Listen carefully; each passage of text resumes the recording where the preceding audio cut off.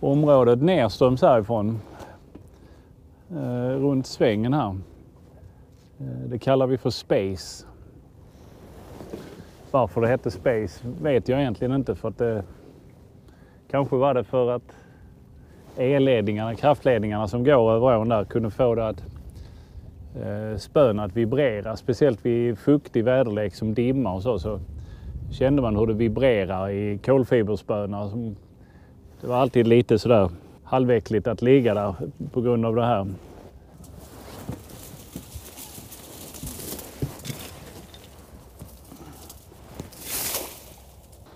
Här har vi alltså det området som kallas Space. Och vi kan ju börja med att titta på när jag hade fått en gädda här, en gädda på 7,6 har jag för mig. Och då låg jag ganska exakt här, jag minns inte exakt på metern, men jag fick 2 ganska snabba gäddor den dagen. Båda på 7 kilo styck ungefär. Och den ena har jag med på film när jag returnerar. Ja, nu lyser en röd lampa. Ja. Det är Mårten här. 7-4. Hur ska jag zooma in där? Ja, det kan du göra. Vi ser här. Vi kan få ut det här skit. Ta när han släpps in. Det blir nog inte så jävla bra. Ta den här. Vänta lite här. Har han? Ja.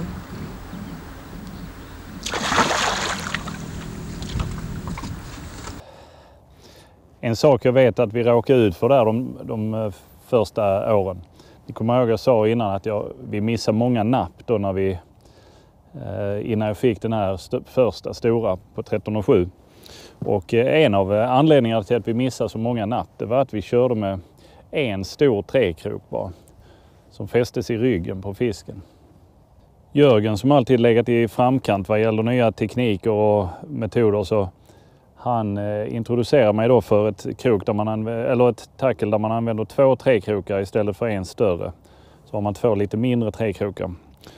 Och fördelen med det tacklet framför med en träkrok är att du kan kroka gäddorna nästan omgående och riskerar inte att de skulle hinna svälja kroken så mycket. Utan man kunde kroka i princip direkt efter hugg. Dessutom blev krokningsprocenten mycket högre. Jag har ingen statistik på det, men det känns som att ungefär mer än hälften av gäddorna missar vi, eller mer än hälften av huggen missar vi med det gamla tacklet med en träkrok. Men med det här nya med 2 träkrokar så lyckades vi kroka kanske 80-90% av huggen vi hade. Så det blev en markant skillnad i alla fall. Och det är ju viktigt när man fiskar i ett sånt vatten som Lödde där det kanske hugger en gång om dagen. Vi ska förflytta oss ner där rakt i mitten på Space, rakt under ledningarna. Och medan vi gör det så kan vi titta på ett litet klipp där vi hade med oss en kille som heter Lille Olsson som sitter och metar betesfisk till oss. Och själv är vi där och hämtar betesfisk och passar på att meta lite samtidigt. På den tiden så gick det inte att få tag i betesfisk på något annat sätt än att fånga den själv helt enkelt. Jag tror det är mitt med så.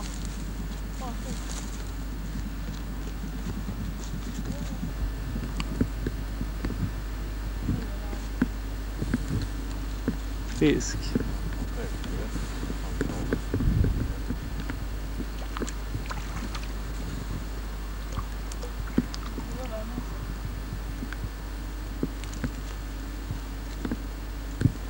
Fin vacker där eller dig. Fin fisk.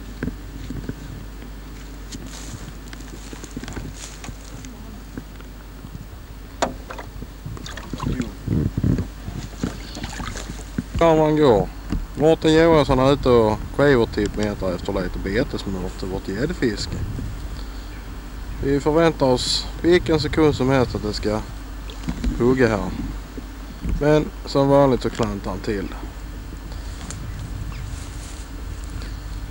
När som helst kommer skivertippen och signalerar hugg. Jajamän, där var de och smakade.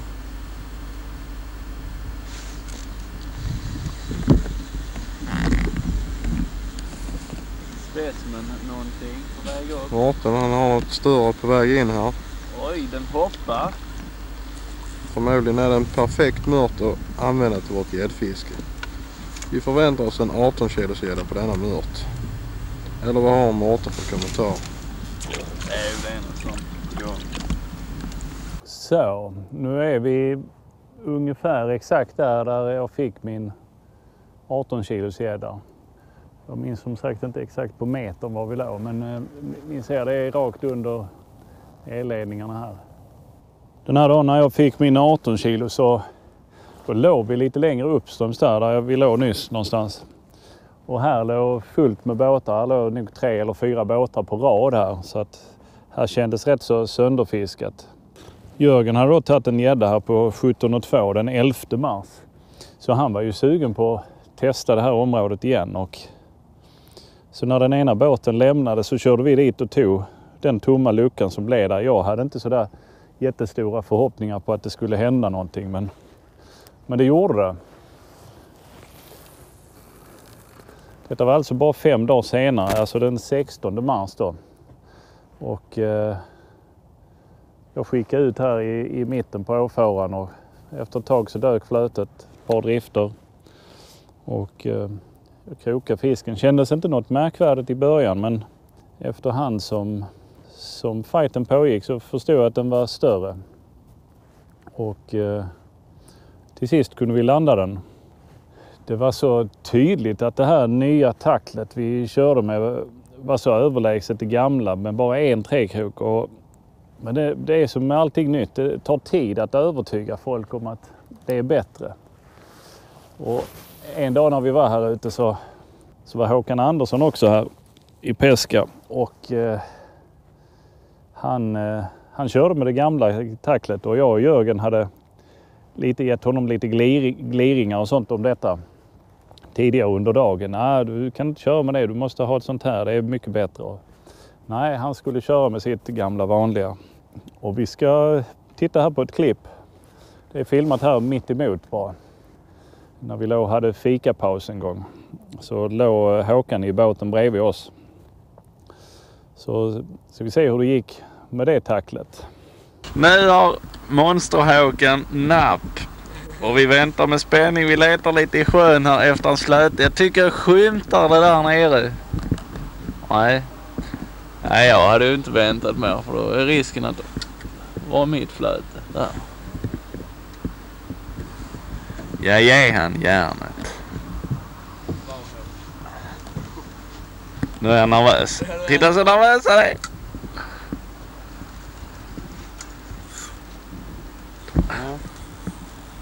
Och slirbromsen vrålar. Det är ett nytt personligt detta. Det är mört. Ja, bara.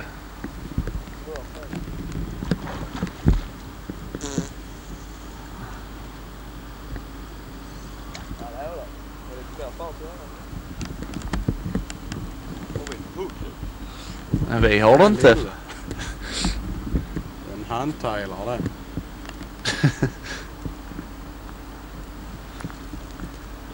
De har varit rätt pigga den sista tiden och kämpar som satan.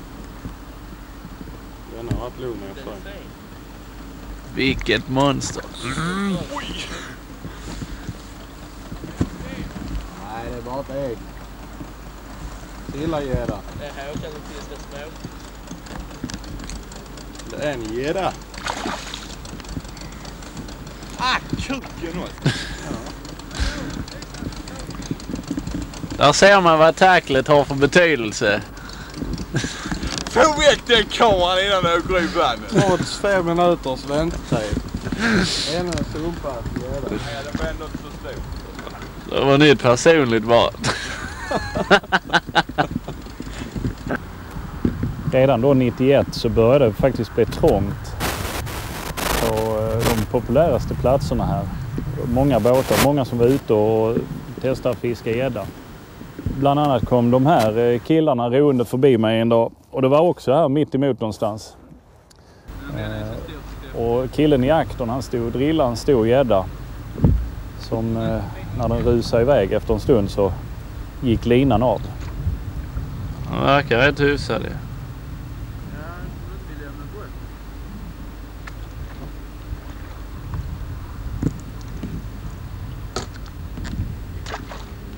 Gick linan. Jävla pissrulle. Ett antal år senare så förstod jag vem den här killen var, för jag kände igen rösten lite grann. Och det visade sig att det var Jörgen Segersten som jag nu är klubbkompis med i Pesca. Jörgen Segersten är ju även en av ägarna till företaget Renstein som nu har fått ordentlig fart på sin betestillverkning. Här ser vi Ladde och Honken i en annan av Rutilus så kallade båtar. Inte någon skuta man korsar Atlanten i precis. Abborre. Nu när jag ser dessa filmer så kan jag inte låta bli att tänka på hur coolt det hade varit om det varit en av de stora som nappat när kameran var igång. Men så ville det sig inte. Kameran var nämligen stor. Detta spelades in på ordinarie VHS-band. Så då kan du ju tänka er storleken på själva kameran. Vad är det för något? Det var inget man hade framme hela tiden precis.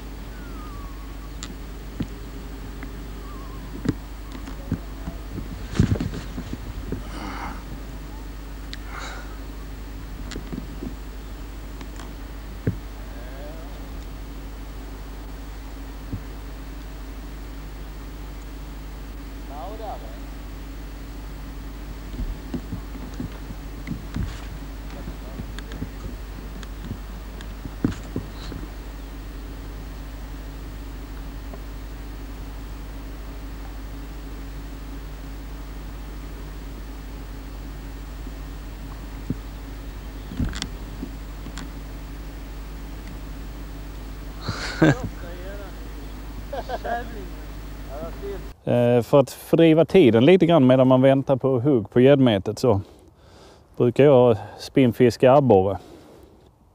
En dag när jag låg här så krokade jag på en gädda däremot på min jigg.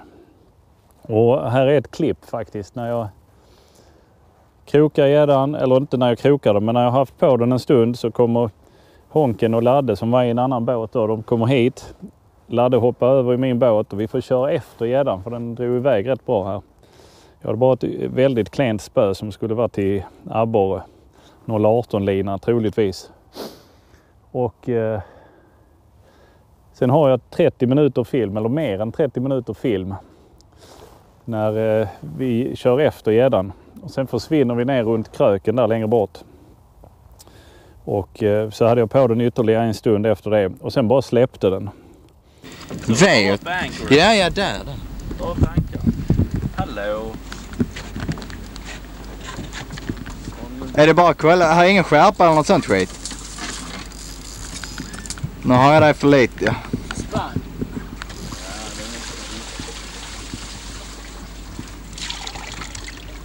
Mårten Johansson. Spänd förväntan. Är det en brax? Tar ni upp era? För jag har något stort så han inte går in i det. Ja, en stor baddare.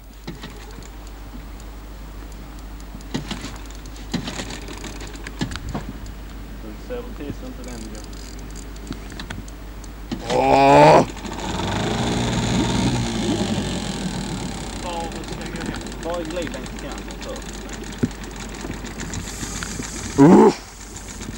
En riktig feting. Nej, det var på spinn det. Han är under er båt nu.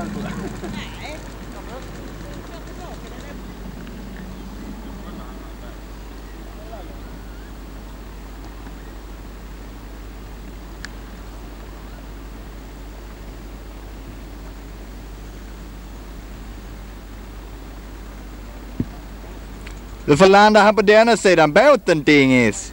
Du får landa den på denna sidan båten, dingis. Ja, eller hur, Honken? Jag var ju inte ens nära att se fisken ens.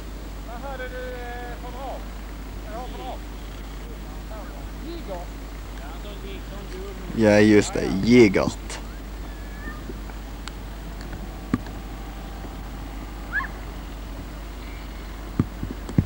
Jag fick aldrig se den gäddan. Tyvärr. Men stor var den. Jag kunde inte sätta någon riktig press med den utrustningen jag hade, men den var stor. Det var även här på Space som flera av de gäddor kom upp det där magiska året 1997 när gäddorna verkligen blev helt tokiga här i Lödde.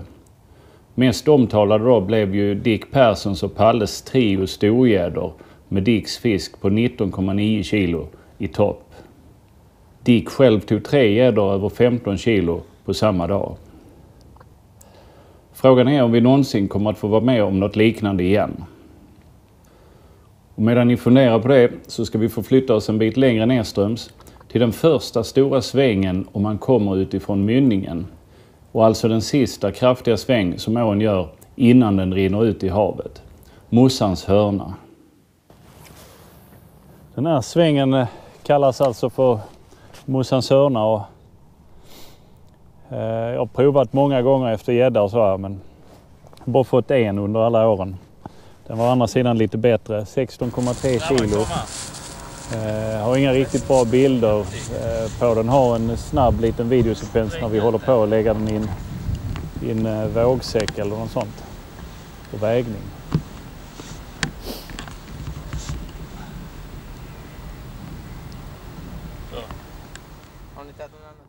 Precis som man kunde råka ut för att man fick gäddor när man jiggade abborre,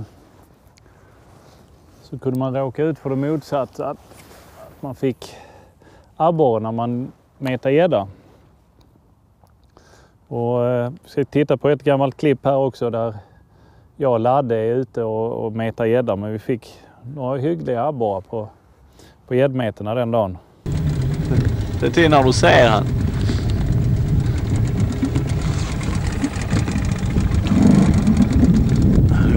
Svårt att köra och filma och ha sig.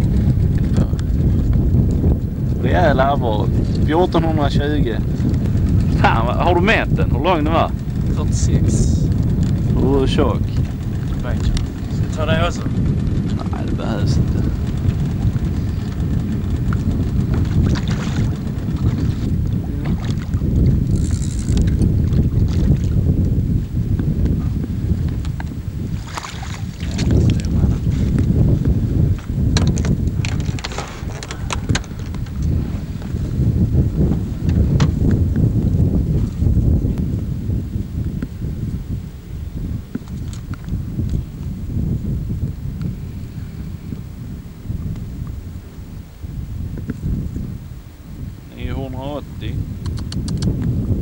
Inte illa.